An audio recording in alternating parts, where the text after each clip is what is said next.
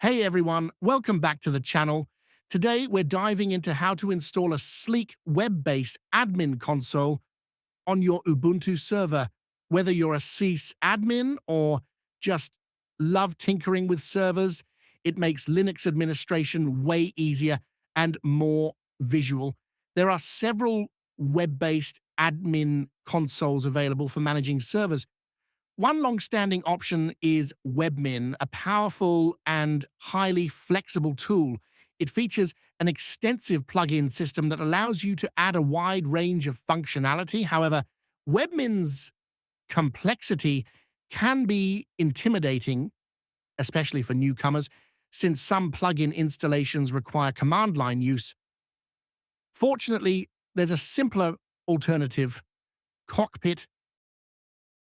Cockpit is an open-source, lightweight, web-based interface developed by Red Hat.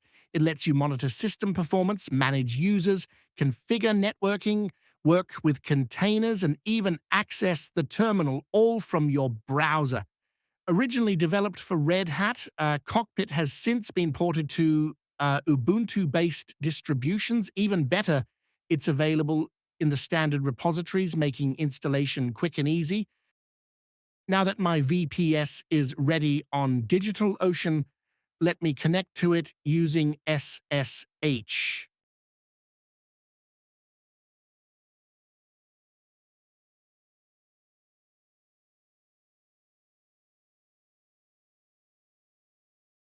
All right, first things first, make sure your Ubuntu server is up to date.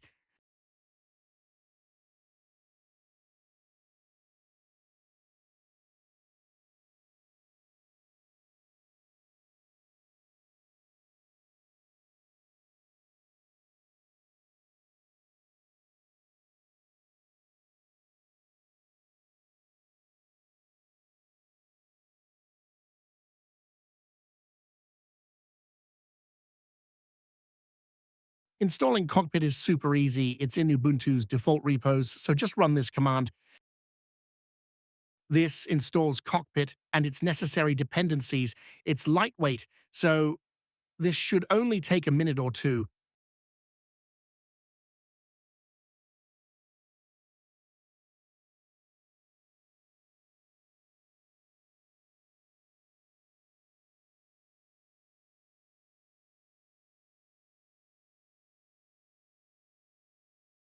This command enables Cockpit to start automatically on boot and activates it right away. You can install Podman and the Podman Cockpit plugin with this command. Installing Podman and the Podman Cockpit plugin on Cockpit enhances your Ubuntu server's web-based administration by adding powerful container management capabilities similar to Docker but rootless and daemonless.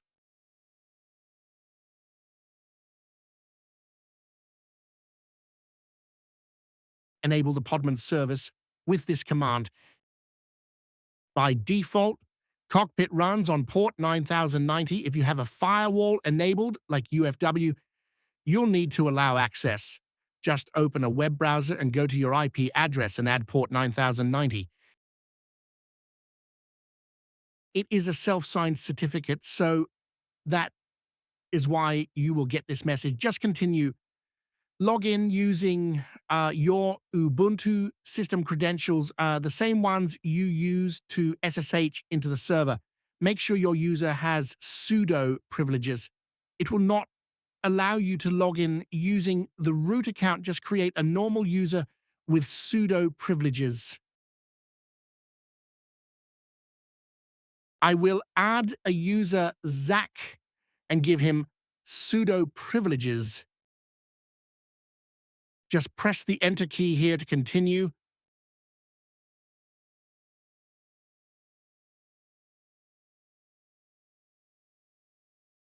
To check the groups to which the new user belongs, to use the groups command. By default, a new user belongs to the user's group.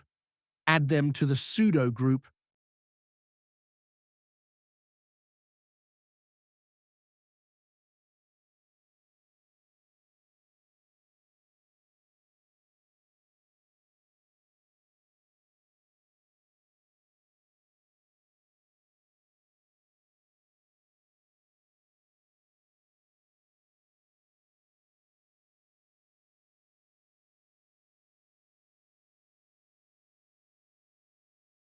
As you can now see, the new user is now able to run sudo commands.